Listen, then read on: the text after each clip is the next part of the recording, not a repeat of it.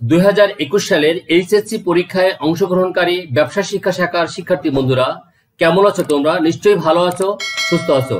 তোমরা হয়তো নিশ্চয়ই শুনেছো যে তোমাদের কাঙ্ক্ষিত অ্যাসাইনমেন্ট প্রকাশিত হয়েছে, যা 26 জুলাই 2021 তারিখে মাধ্যমিক ও উচ্চশিক্ষা অধিদপ্তর থেকে প্রকাশ করা হয়েছে।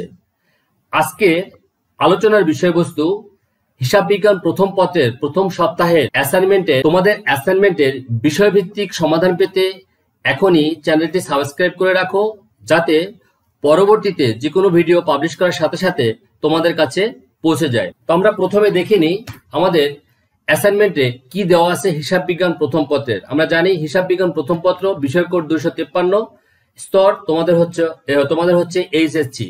তো এখানে প্রথমে আমরা যে বিষয়টা দেখব সেটি হচ্ছে অ্যাসাইনমেন্টের কি দেওয়া আছে। এখানে হিসাবের বইসমূহের পরিচিতি, এটা হচ্ছে আমাদের প্রথমে লেখা আছে। তোমাদের এখানে দেওয়া আছে মূল্যায়ন নির্দেশনার, এখানে যে বিষয়গুলো দেওয়া আছে নির্দেশক। প্রথম কতে বলা আছে হিসাব চক্রের ধাপ ব্যাখ্যাকরণ, এবং এটার সাথে বলা হয়েছে 4টি ধাপ উদাহরণ সহ লিখলে তুমি পাবে 4 নাম্বার, 3টি ধাপ উদাহরণ সহ লিখলে তুমি পাবে 3 নাম্বার, 2টি ধাপ উদাহরণ সহ লিখলে তুমি পাবে 2 নাম্বার, এবং 1টি ধাপ উদাহরণ সহ লিখলে তুমি পাবে 1 নাম্বার। এভাবে বিষয়গুলো ভালো করে জেনে বুঝে তারপর প্রশ্নের উত্তর তোমাদের করতে হবে। তো যাই হোক, আমি এই প্রশ্ন নিয়ে আর এখন আমি তেমন কথা বলছি না। আমি প্রথমে যে কাজগুলো আমাদের করতে হবে, প্রথম নির্দেশনা যেটা দেওয়া ছিল নির্দেশক, সেটা হচ্ছে যে হিসাব চক্রের ধাপ। তো আমরা সরাসরি উত্তরে চলে যাই, এটা আর বাড়তি কথা না বলি। প্রথমে হিসাব চক্রের ধাপ, তাহলে আমাদের জানতে হবে প্রথমে হিসাব চক্র কি। হিসাব চক্র বলতে হিসাব বিজ্ঞানের ধারাবাহিক কাজের প্রক্রিয়াকে বোঝানো হয়। অর্থাৎ হিসাব বিজ্ঞানের যে চলমান প্রতিষ্ঠান ধারণা রয়েছে, সেই ধারণা অনুসারে প্রতিষ্ঠানের কার্যাবলী অনন্তকাল ধরে চলতে থাকবে, এটা হচ্ছে নিয়ম। এই অনির্দিষ্ট জীবনকালকে এক একটা কি বলা হয়? হিসাবকাল বলা হয়। এখন প্রত্যেক হিসাবকালে হিসাব সংক্রান্ত কার্যাবলী ধারাবাহিকভাবে চক্রাকারে সংগঠিত হয়ে থাকে। আর হিসাব সংক্রান্ত কার্যাবলীর এই পর্যায়ক্রমিক ধারাবাহিকতা এবং এদের পুনরাবৃত্তিকে হিসাব চক্র বলে। তাহলে আমরা এতটুকু বুঝতে পারি যে হিসাব বিজ্ঞানের যে নীতি রয়েছে, কোন নীতি? সেটা হচ্ছে চলমান প্রতিষ্ঠান। হিসাব বিজ্ঞানের যে ধারণা রয়েছে, সেই ধারণার একটি ধারণা, সবচেয়ে গুরুত্বপূর্ণ একটি ধারণা, সেটা হচ্ছে চলমান প্রতিষ্ঠান ধারণা। অর্থাৎ একটি প্রতিষ্ঠান অনির্দিষ্ট কাল পর্যন্ত চলতে থাকবে। এখন অনির্দিষ্ট কাল পর্যন্ত চলতে থাকবে, কিন্তু এখানে কোনো হিসাব থাকবে না? অবশ্যই থাকবে। এই জন্য একটা বছরকে সাধারণত একটা হিসাবকাল ধরা হয়। যেমন এই হিসাবকালকে আমরা দুই ভাবে করা হয়। একটা হচ্ছে 1 জানুয়ারি থেকে 31 ডিসেম্বর তারিখ, এবং 1 জুলাই থেকে পরবর্তী বছরের 30 জুন। তার এই যে হিসাবের যে কার্যাবলী বা হিসাবের যে কার্যাবলী, এটা যে চক্রাকারে যে আবর্তিত হবে, এই আবর্তিত হওয়াটাকে বা ধারাবাহিকতাটাকে বলা হচ্ছে কি? হিসাব চক্র। যাই হোক, আমরা একটা হিসাব চক্রের একটা চিত্র আমরা দেখে নিই কেমন হয়। এভাবে দেখি, হিসাব চক্রের 10টি ধাপ রয়েছে। তার মধ্যে লেনদেন শনাক্তকরণ, লেনদেন বিশ্লেষণ, জাবেদাভুক্তকরণ, খতিয়ান স্থানান্তর, রিওয়ামিল প্রস্তুতকরণ, সমন্বয় দাখিলা, কার্যপত্র প্রস্তুত, আর্থিক বিবরণী, সমাপনী দাখিলা, হিসাব পরবর্তী লেভেল। এখন এই যে বিষয়গুলো বলা হয়েছে, এইগুলো কিন্তু কি হয়? চক্রাকারে আবর্তিত হয়। অর্থাৎ এই জন্য এটাকে বলা হয়েছে কি? হিসাব চক্র। তো প্রশ্নের যে নির্দেশনা অনুসারে আমাদের ওখানে নির্দেশনা অনুযায়ী এখানে বলা ছিল যে 4টি ধাপ উদাহরণ সহ লিখতে হবে। তো 4টি ধাপ যদি উদাহরণ সহ লিখতে হয়, তাহলে কিভাবে লিখবে সেটা আমরা দেখি। এখানে প্রথম যে ধাপ, সেটা হচ্ছে লেনদেন চিহ্নিতকরণ বা শনাক্তকরণ। হিসাব চক্রের সর্বপ্রথম ধাপ হচ্ছে লেনদেন চিহ্নিতকরণ। অর্থাৎ কোনো ঘটনা হিসাব বিজ্ঞানে অন্তর্ভুক্ত করতে হলে তাকে অবশ্যই লেনদেন হতে হবে। এজন্য প্রথমে যাচাই করতে হবে কোনটি লেনদেন এবং কোনটি লেনদেন নয়, এবং শুধু লেনদেন সমূহকে হিসাবের বইতে অন্তর্ভুক্ত করতে হবে। যেগুলো লেনদেন নয়, সেইগুলোকে হিসাবের খাতায় অন্তর্ভুক্ত করা যাবে না। তো এখানে নির্দেশনা এটাও বলা ছিল যে উদাহরণস্বরূপ লিখতে। এই জন্য আমি একটা উদাহরণ এখানে দিয়ে দিয়েছি। মালিক ব্যক্তিগত সম্পদ 1 লক্ষ টাকায় বিক্রয় করে নিজ ব্যবহারের জন্য 50,000 টাকা দিয়ে একটি ল্যাপটপ ক্রয় করলো। এখন মালিকের ব্যক্তিগত সম্পদ বিক্রি করেছে এবং ব্যক্তিগত ব্যবহারের জন্য সে 50,000 টাকা দিয়ে একটি ল্যাপটপ ক্রয় করেছে। এটার জন্য কিন্তু প্রতিষ্ঠানের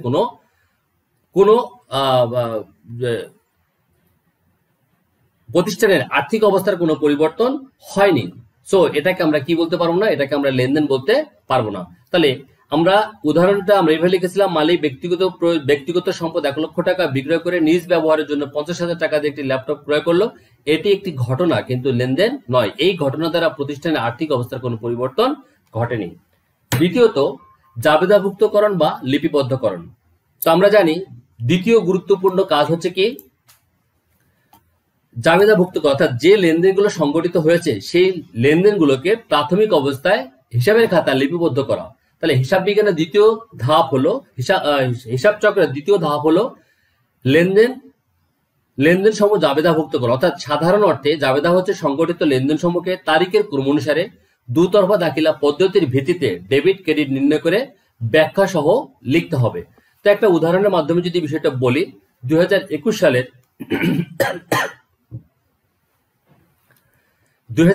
সালের জুন মাসের 2 তারিখে মালিক 10,000 টাকা এবং 30,000 টাকার অফিস সরঞ্জাম নিয়ে একটি ব্যবসা আরম্ভ করলো। এর জন্য একটা জাবেদা আমরা কি করতে পারি, সেটার জন্য জাবেদা হবে নগদান হিসাব ডেবিট, অফিস সরঞ্জাম ডেবিট এবং মূলধন হিসাব ক্রেডিট।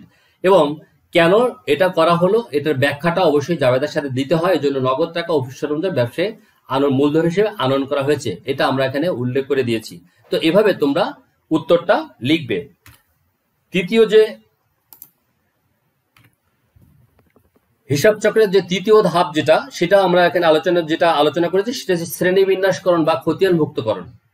হিসাব চক্রের তৃতীয় স্তর হচ্ছে খতিয়ানভুক্তকরণ, হিসাব চক্রের তৃতীয় স্তর হচ্ছে খতিয়ানভুক্তকরণ বা লেনদেনের শ্রেণীবদ্ধকরণ। এ স্তরে লিপিবদ্ধকৃত লেনদেন সবের প্রতিটি খাত বা হিসাবের জন্য আলাদা আলাদাভাবে হিসাব তৈরি করা হয়ে থাকে। কারণ খতিয়ানকে হিসাবে রাজা বই বা পাকা বই বলা হয়। এবং এই খতিয়ানে হিসাব রাখার দুটো প্রক্রিয়া রয়েছে। একটা হচ্ছে চলমান যে ছকের মাধ্যমে আমরা হিসাবটা সংরক্ষণ করতে পারি, আর একটা হচ্ছে টি ছকের মাধ্যমে হিসাবটা সংরক্ষণ করতে পারি। আমি এখানে চলমান যে ছকের একটা নমুনা তোমাদেরকে দেখিয়ে দিয়েছি। চতুর্থত, সংক্ষিপ্তকরণ বা রিয়ামিল প্রস্তুতকরণ। আমরা জানি হিসাবের গাণিতিক শুদ্ধতা যাচাই করার জন্য রিয়ামিল প্রস্তুত করা হয়। আর এই স্তরে খতিয়ান সমূহের উদ্বৃত্ত নিয়ে ডেবিট ক্রেডিটের ভিত্তিতে একটি বিবরণী তৈরি করা হয়, যা রেওয়ামিল নামে পরিচিত। আর রেওয়ামিলের একটা নমুনা ছক এখানে আমি দেখিয়ে দিয়েছি। সেটা হচ্ছে যে ক্রমিক নাম্বার, হিসাবের নাম, খতিয়ান পৃষ্ঠা, ডেবিট টাকা, ক্রেডিট টাকা। এখানে যদি আমি 1 নম্বরে এটা লেখো, 1 নম্বর ক্রমিক নাম্বারে 1 দিবা হিসাবের নাম, ধরে নিলাম মূলধন হিসাব, খতিয়ান পৃষ্ঠা ঘরটা ফাঁকা থাকবে, ডেবিট টাকা না ক্রেডিট। মূলধন সাধারণত ক্রেডিট উদ্বৃত্ত হয়, এই জন্য তুমি এটা ক্রেডিট দিকে লিখতে হবে। আবার যদি বলি নগদ টাকা, তাহলে ক্রমিক নাম্বার 2 দিতে হবে। হিসাবের নামে লিখবো হচ্ছে নগদ আর নগদান হিসাব বা নগদ উদ্বৃত্ত, যেটাই লেখো, আর ডেবিট দিকে টাকাটা বসে দেবে। এভাবে আমরা খতিয়ান প্রস্তুত করতে পারবো। তো আমাদের ক নং প্রশ্নের যে উত্তর চাওয়া হয়েছিল সেটি আমরা যথাযথভাবে দিতে পারলাম। এবার আমরা খ নং প্রশ্নের উত্তরটা আমরা দেখব। খতে কি বলা ছিল? খতে বলা ছিল জুন মাসের 2, 5, 9 এবং 20 তারিখের লেনদেন হিসাব সমীকরণে প্রদর্শন করতে হবে। এখন এখানে 4টা লেনদেন যেটাকে হিসাব সমীকরণে প্রদর্শন করতে হবে, কিন্তু এখানে কিন্তু বলা আছে যে নির্দেশনাতে বলা আছে যে প্রারম্ভিক উদ্বৃত্ত সহ এখানে প্রারম্ভিক উদ্বৃত্ত সহ 4টি লেনদেনের প্রভাব প্রদর্শন করতে পারলে তাহলে তুমি পাবে 4 নাম্বার। প্রারম্ভিক উদ্বৃত্ত সহ 3টি লেনদেনের প্রভাব প্রদর্শন করতে পারলে তুমি পাবে 3 নাম্বার। এবং 2টি যদি করতে পারে তাহলে 2, 1টি করতে পারলে 1। তাহলে তোমাকে কি করা উচিত? যদি 4 নাম্বার পেতে হয়, অবশ্যই আমাদের এখানে অঙ্কের ভিতরে বা উদ্দীপকে যে প্রারম্ভিক উদ্বৃত্ত দেওয়া আছে সেই প্রারম্ভিক উদ্বৃত্ত সহ 4টি যে লেনদেনের প্রভাব দেখাতে বলছে সেটা আমরা দেখাবো। এবার আমরা দেখি কিভাবে হবে। তাহলে আমাদের প্রথম বলেছে প্রারম্ভিক উদ্বৃত্ত। তো আমরা প্রথম প্রারম্ভিক উদ্বৃত্তটা আমরা কোথা থেকে পাবো? আমরা প্রারম্ভিক উদ্বৃত্ত পাবো অঙ্কে উদ্দীপকে দেখো লেখা আছে 2021 সালের উদ্বৃত্ত 31 মে 2021 তারিখের উদ্বৃত্ত সমূহ যথাক্রমে নগদ আছে 32,000, অফিস সরঞ্জাম আছে 30,000, প্রাপ্য হিসাব আছে 25,000 এবং প্রদেয় হিসাব আছে 18,000। এই যে উদ্বৃত্তগুলো, এই 31 মে তারিখের যে উদ্বৃত্ত, 31 মে 2021 তারিখের উদ্বৃত্ত যেটা, সেটি হচ্ছে মের পরে কি জুন মাসের 1 তারিখে সেটি হচ্ছে প্রারম্ভিক উদ্বৃত্ত। এই জন্য আমরা এখানে 31 মে এই কথাটা না লিখে আমরা কি লিখবো, আমরা লিখবো যেহেতু বলছে প্রারম্ভিক উদ্বৃত্ত, এই জন্য আমরা এই হিসাবটাকে আমরা নিয়ে আসবো কোথায়, 2021 সালের 1 জুন মানে প্রথম তারিখে আমরা নিয়ে অঙ্কটা শুরু করব। তো প্রারম্ভিক উদ্বৃত্ত এখানে দেওয়া ছিল 32,000, অফিস সরঞ্জাম দেওয়া ছিল 30,000 এবং প্রাপ্য হিসাব দেওয়া ছিল 25,000। তাহলে 32, 30 এবং 25 এই তিনটা যোগ করলে আমাদের যত টাকা আসবে তার থেকে এখানে দেখো আমাদের আরেকটা উদ্বৃত্ত দেওয়া ছিল, প্রদেয় হিসেবের একটা উদ্বৃত্ত দেওয়া ছিল, প্রদেয় হিসেবের উদ্বৃত্ত দেওয়া ছিল 18,000। তো 32,000, 30,000 এবং 25,000 এই তিনটা যোগ করলে এটা থেকে যদি 18,000 বিয়োগ করি তাহলে আমাদের মালিকানা সত্ত্ব বা মূলধন যেটা আমরা বলি না কেন সেটা আমাদের থাকবে 69,000। তাহলে আমরা প্রথম লেনদেনটা বুঝতে পেরেছি কি। এবার আমরা দেখব জুন মাসের 2 তারিখে কি লেনদেন ছিল। জুন মাসের 2 তারিখে ছিল মালিক নগদ 10,000 টাকা এবং 30,000 টাকার অফিস সরঞ্জাম নিয়ে ব্যবসা বিনিয়োগ করলো। এটি হিসাব সমীকরণে কি প্রভাব পড়বে সেটা আমরা দেখব। এখানে বলেছে মালিক নগদ 10,000 টাকা এবং 30,000 টাকার আর অফিস সরঞ্জাম। তাহলে আমাদের প্রথমে যে উদ্বৃত্তটা আমরা পেলাম প্রারম্ভিক উদ্বৃত্ত, এই প্রারম্ভিক উদ্বৃত্তটাকে আমরা উদ্বৃত্ত যে জায়গাটা আমরা সেই সোজাসুজি আমরা লিখলাম। এবার আমরা দেখব হচ্ছে যে নগদ কত টাকা, 10,000 টাকা। তাহলে যেহেতু নগদ টাকা বৃদ্ধি পেয়েছে এই জন্য আমরা নগদটা কি করব, এই নগদের সাথে আমরা এটা যোগ করে দিব এবং অফিস সরঞ্জাম যেটা সেটা আমরা কি করে দেবো, যোগ করে দিব। আর সাথে সাথে আমাদের মূলধন বা মালিকানা সত্ত্ব যে ঘরটা, মালিকানা সত্ত্বের ঘরে আমরা কত টাকা লিখে দেবো, 40,000 টাকা, এটাও আমরা যোগ করে দেবো। তাহলে বাম দিকে যোগ করলাম 40,000, ডান দিকেও 40,000 টাকা যোগ করে দিলাম। তাহলে 2 তারিখে জুন মাসের 2 তারিখে যে ঘটনাটা ঘটে লেনদেনটা হয়েছে সেই লেনদেনটা আমরা এখানে যথাযথভাবে আমরা এই হিসাব সমীকরণে প্রদর্শন করতে পেরেছি। এবার 5 তারিখে বলা ছিল যে 40,000 টাকার পণ্য বিক্রয় করা হলো যার 60% নগদে। এখন এই 40,000 টাকার পণ্য বিক্রয় করে 60% নগদে এর মানে কি? এর মানে হচ্ছে এটাই যে আমাদের 40,000 টাকার 60%, তাহলে 24,000, 24,000 টাকা হচ্ছে নগদে। এই নগদে যদি তুমি পণ্য বিক্রি করে থাকো তাহলে নগদ টাকা বেড়ে যাবে, মানে নগদ টাকা বৃদ্ধি হবে, আয় বৃদ্ধি পাবে। তাহলে এই আমাদের 24,000 টাকা আমরা নগদের ঘরে লিখবো, আর 40,000 টাকা থেকে 24,000 টাকা বিয়োগ করলে বাকি থাকে 16,000 টাকা। 16,000 টাকা আমাদের আসবে প্রাপ্য হিসাবে। যেহেতু 40,000 টাকার পণ্য বিক্রয় করা হয়েছিল, টোটাল আয় হিসেবে আমরা মালিকানা সত্ত্বের সাথে এই 40,000 টাকা আমরা যোগ করে দেখাবো। ওকে, তাহলে 42,000 আর 24,000 টোটাল 66,000। 60,000 টাকা 60,000 টাকা ডাইরেক্ট উদ্বৃত্ত লিখলাম। 25,000 টাকা থেকে 16,000 টাকা আমাদের আসলো হচ্ছে যে যোগ হলো প্রাপ্য হিসাব। তাহলে টোটাল আসলো 25 আর হলো 16, 41,000 এবং প্রদেয় হিসেব যে 18,000 ছিল সেই ব্যালেন্সের ঘরে আমরা 18,000 লিখলাম। এবং আমাদের 1,09,000 টাকা ছিল আমাদের 69,000 টাকা ছিল আমাদের মালিকানা সত্ত্ব। এখানে 1,09,000 টাকা ছিল মালিকানা সত্ত্ব, এর সাথে 40,000 টাকা আয় হিসেবে যোগ হয়ে গেল। তাহলে আমাদের মালিকানা সত্ত্বের সাথে কখন আমরা যোগ হয় আমরা জানি, মূলধন এর সাথে যোগ হয় আয়। কারণ যদি আয় হয় তাহলে আমাদের কি হবে, মালিকানা সত্ত্বের সাথে এটা যোগ হবে, ব্যয় হলে মালিকানা সত্ত্ব থেকে এটা কমে যাবে এবং উত্তোলন হলে মালিকানা সত্ত্ব থেকে এটা কমে যাবে, এটা আমরা জানি। তাহলে যেহেতু আয় হয়েছে সেই হিসেবে আমরা 1,09,000 টাকার সাথে 40,000 টাকা আমরা কি করলাম, যোগ করে দেখালাম। তাহলে আমাদের ব্যালেন্স কত দাঁড়ালো, এদিকে আসলো 66,000, এদিকে 60,000, এদিকে 41,000, এদিকে 18,000 এবং এদিকে আসলো 1,49,000। এবার 9 তারিখে যে ঘটনাটা ঘটেছে সেই দেখি আমরা সেটা। 9 তারিখে ভাড়া পরিশোধ করা হলো 8,000 টাকা। তাহলে আমরা জানি ভাড়া যদি পরিশোধ করা হয় সাধারণত নগদ টাকা এখান থেকে আমাদের চলে যাবে। তাহলে নগদ টাকা যদি চলে যায় তাহলে 66,000 টাকা ছিল আমার ব্যালেন্সে, তার থেকে 8,000 টাকা আমরা বিয়োগ করে দেখাবো। আর ভাড়া যেহেতু ব্যয় এই জন্য মালিকানা সত্ত্ব কি করবে, কমে যাবে। তাহলে 1,49,000 টাকা থেকে 8,000 টাকা বিয়োগ করলে আমাদের থাকবে 1,41,000 টাকা। দায়ের ক্ষেত্রে যে 18,000 টাকা ছিল সেটাই থাকবে, 41 আর এইভাবে আমরা উদ্বৃত্তটা নির্ণয় করে ফেললাম। এবার সর্বশেষ যেটা ছিল সেটা হচ্ছে 20 তারিখে ঘোষ অ্যান্ড সন্সের নিকট থেকে পণ্য ক্রয় 9,000 টাকা, যার 50% ধারে। এখন এটার জন্য আমাদের জাবেদা আমরা কি করেছিলাম বা জাবেদা কি করতে হবে সেটা তো আমরা একটু পরে আসবো। তা এটার জন্য আমাদের লেনদেনের প্রভাবটা কি হবে সেটা আমরা দেখে নিই। যেহেতু 50% হচ্ছে নগদে আর 50% হচ্ছে ধারে, এর জন্য আমাদের যে কাজটা করতে হবে, নগদের থেকে 9,000 টাকার অর্ধেক, দ্যাট মিনস 9,000 টাকার অর্ধেক করলে 50% করলে 4,500 টাকা, এটা আমাদের নগদের থেকে কমে যাবে। আবার এই আরো যে 4,500 টাকা এটা আমাদের দায় বৃদ্ধি পাবে। তাহলে আমাদের কি হলো, প্রদেয় হিসাব লিখে এটা আমরা দায়ের ঘরে লিখবো এবং টোটাল যে টাকাটা সেটা হচ্ছে মালিকানা সত্ত্ব থেকে মাইনাস করে দেখাবো, কারণ যেহেতু পণ্য ক্রয় করলে এক ধরনের ব্যয় সৃষ্টি হয়, এই জন্য আমাদের কি করতে হবে, এটা আমাদের মালিকানা সত্ত্ব থেকে এটা কমে দেখাতে হবে। তাহলে আমরা 2, 5, 9 এবং 20 তারিখে যে লেনদেন ছিল সেই লেনদেনগুলোকে যথাযথভাবে আমাদের হিসাবের খাতা বা হিসাব সমীকরণে প্রদর্শন করতে পারলাম। এবার ব্যালেন্সটা কিভাবে করবে এখানে আমি একটু দেখিয়ে দিচ্ছি। দেখো, এখানে তোমাদের আছে উদ্বৃত্ত নগদে আছে 53,500, অফিস সরঞ্জাম আছে 60,000, প্রাপ্য হিসাব আছে 41,000, আর দায়ের দিকে তোমার প্রদেয় হিসাব আছে 22,500 এবং মালিকানা সত্ত্ব আছে 1,32,000। তাহলে 1,32,000 আর সাথে যোগ করবো হচ্ছে দায় 22,500, টোটাল হয় 1,54,500।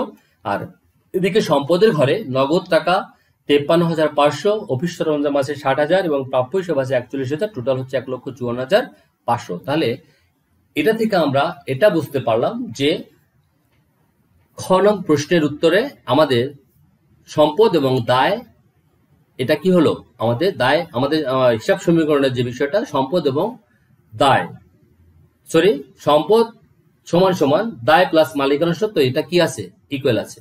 ওকে, এবার আমরা দেখব গ নং প্রশ্নের উত্তর।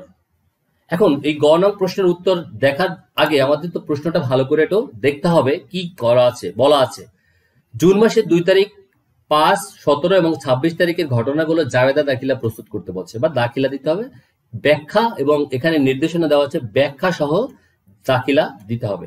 তাহলে আমাদের এটার জন্য এটা খুব সিম্পল একটা ঘটনা, এটা আমরা একটু দেখে নিই কি আছে।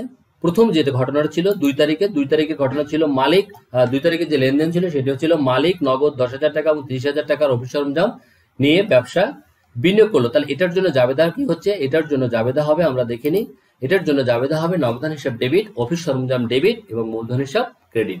তো নগদান হিসেবে টাকা আছে 10,000, অফিস সরঞ্জাম টাকা আছে 30,000, 30 আর 10 40,000, তাহলে মূলধন হিসেবে টোটাল টাকা কত, 40,000। এবং 5 তারিখে যে ঘটনাটা ছিল, 5 তারিখের ঘটনাটা এখানে বলা আছে 40,000 টাকার পণ্য বিক্রয় করা হলো যার 60% নগদে।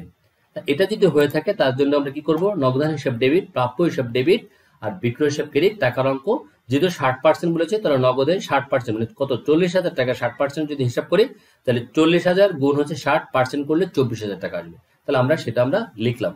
এবার 17 তারিখে আরেকটা ঘটনা লেনদেন আছে, সেই লেনদেন বলা হচ্ছে মালিক ব্যক্তিগত সম্পদ, 17 তারিখে একটা ঘটনা আছে যেটা মালিক ব্যক্তিগত সম্পদ 1 লক্ষ টাকা বিক্রয় করে নিজ ব্যবহারের জন্য 50,000 টাকা দিয়ে একটি ল্যাপটপ ক্রয় করলো, যার এখানে আমাদের যেটা দেখা যাচ্ছে এটি কোনো লেনদেন নয়, কারণ যে ঘটনাটি ঘটেছে এই ঘটনার দ্বারা প্রতিষ্ঠানের কোনো আর্থিক অবস্থার পরিবর্তন ঘটেনি। তারপরেরটা আমরা দেখব 26 তারিখে বলা ছিল কি, 26 তারিখে বলা আছে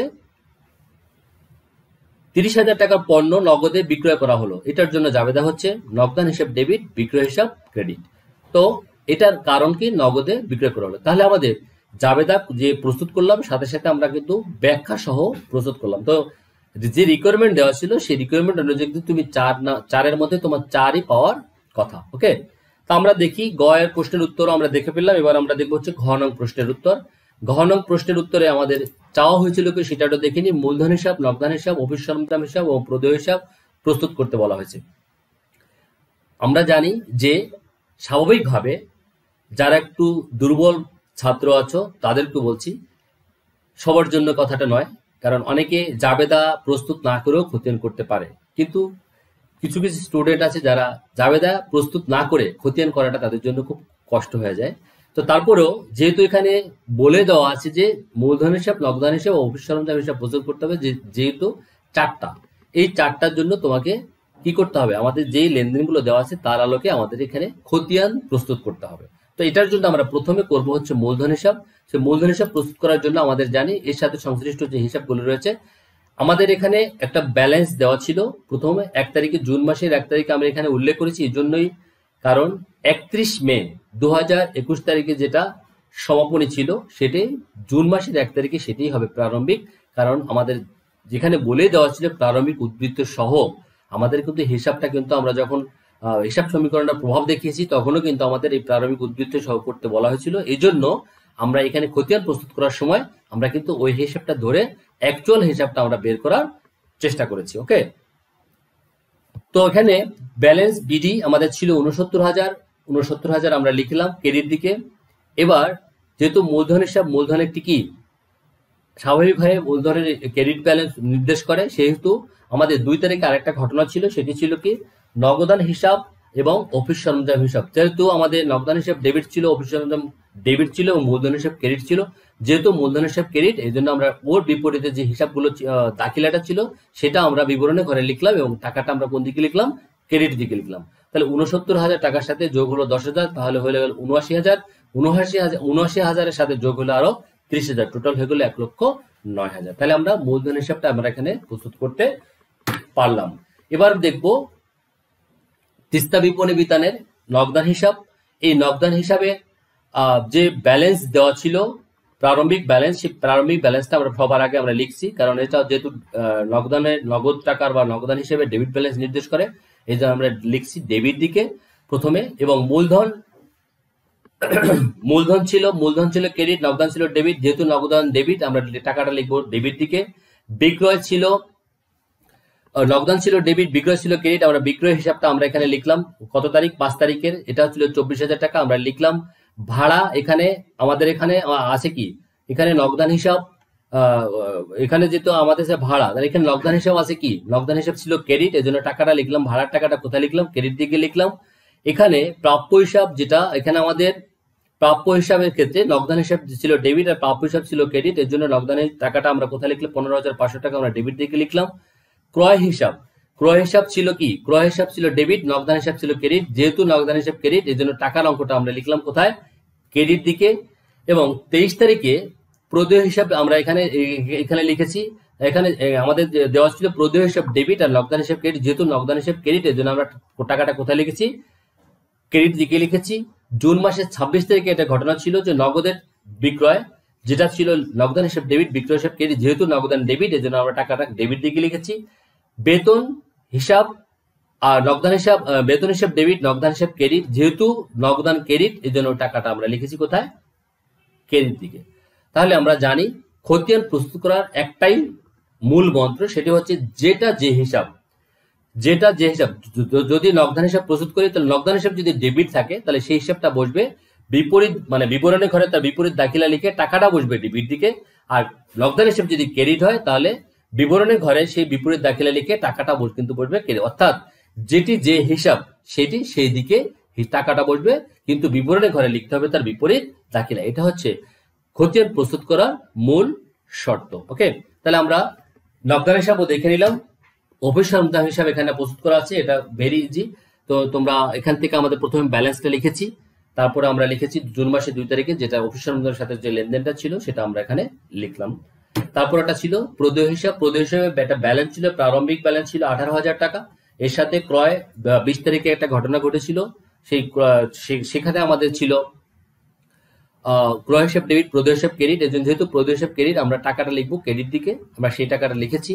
জুন মাসের 23 তারিখে প্রদেয় হিসাব ছিল ডেবিট, প্রদেয় হিসাব ছিল ডেবিট, নগদান হিসাব ছিল ক্রেডিট, এর জন্য আমাদের কি আছে, আমরা টাকাটা ডেবিট দিকে লিখেছি, প্রাপ্ত বাটা টাকাটা আমরা ডেবিট দিকে লিখেছি, টোটাল আমাদের হিসাবটা আমাদের চলে আসছে। এই ছিল ঘ নং প্রশ্নের উত্তর। দ্যাট মিনস আমাদের যে খতিয়ানে পোস্টিং করার কথা বলা ছিল সেটা আমরা করে ফেললাম। এবার আমরা দেখব ও নং প্রশ্নের উত্তর। এখানে আমাদের তিস্তা বিপণী বিতানের বলেছে নগদ প্রাপ্তি জাবেদা এবং নগদ প্রদান জাবেদা প্রস্তুত করো। জুন মাসের 2, 5, 12, 20, 23 এবং 30 তারিখের লেনদেনগুলো নিয়ে নগদ প্রাপ্তি ও প্রদান জাবেদা প্রস্তুত করো। এটা ছিল ও নং প্রশ্নের প্রশ্ন। আর এটার উত্তর হচ্ছে এভাবে আমরা করব। প্রথমে একটা নগদ প্রাপ্তি জাবেদার একটা ছক আঁকতে হবে। তোমরা জানো কিভাবে ছকটা আঁকতে হয়, যারা মোটেও জানো না তাদের জন্য তো প্রশ্নের উত্তরই দেওয়া আছে, এটা নিয়ে কনফিউশনের কিছু নেই। তো প্রথমে আমি ছকটা একটু ইন্ট্রোডিউস করে দিচ্ছি। প্রথম হচ্ছে তারিখ, দেন ক্রেডিট হিসাব খাত, তারপর সূত্র, নগদ টাকা, প্রদত্ত বার্তা হিসাব, এটা ডেবিট, আর ক্রেডিটের কিছু ঘর আছে বিক্রয়, প্রাপ্য হিসাব এবং অন্যান্য। এই 3টা হচ্ছে ক্রেডিটে, আর 2টো হচ্ছে এখানে ডেবিটের ঘর আমরা এখানে লিখেছি। তার মধ্যে 2 তারিখে যে ঘটনা ছিল সেটা ছিল নগদ প্রাপ্তি, যেটা 10,000 টাকা। তাহলে যেহেতু আমরা এটা পেয়েছি, তার নগদান হিসাব ডেবিট ছিল, আর এটা 2টো করে হিসাব আমাদের হিসাবের খাতায় লিখতে হয়, যার জন্য নগদ নগদান ডেবিট ঘরে লিখেছি এবং অন্যান্য হিসাবের ঘরে আমরা আরো 10,000 টাকা লিখে দিয়েছি। এর বিপরীতে 5 তারিখে একটা ছিল বিক্রয় 24,000 টাকা, তো 24,000 টাকা যেহেতু নগদান হিসেব ডেবিট, আর হচ্ছে বিক্রয় নামে একটা ঘর আমাদের এখানে অলরেডি আছে, এই জন্য আমরা বিক্রয় ঘরে বিক্রয় ক্রেডিট আমরা সেটা লিখলাম। দেনাদার ছিল কি, দেনাদার ছিল এখানে ছিল নগদের টাকা ছিল ডেবিটে 15,500 টাকা, নগদের টাকা ছিল 15,500 টাকা, বাট্টা দিয়েছিলাম 500 টাকা, টোটাল হচ্ছে 16,000 টাকা। আর প্রাপ্য হিসাবে এখানে ক্রেডিট আছে কত টাকা, 16,000 টাকা। জাস্ট আমাদের যে হিসাবগুলো যেভাবে লেখার সেটা আমরা লিখেছি। 49,500 টাকা যোগ 500 টাকা, টোটাল হলো 50,000 টাকা। 24,000, 16,000, 10,000 টাকা যোগ করলে আমাদের আসবে কত, 50,000। তো নগদ প্রদান জাবেদা যদি আমরা দেখি, এখানে ছকের মধ্যে একটু পার্থক্য তোমরা দেখবে, সেটা হচ্ছে প্রথমে তারিখ, তারপর একটা চেক নাম্বার দিতে হয়। কি দিতে হয়, একটা চেক নাম্বার দিতে হয়। তারপর হচ্ছে ডেবিট হিসাব কাজ, ওখানে ছিল ক্রেডিট হিসাব কাজ, এখানে ছিল ডেবিট হিসাব, এখানে আছে ডেবিট হিসাব কাজ। তারপর সূত্র ক্রয় ডেবিট,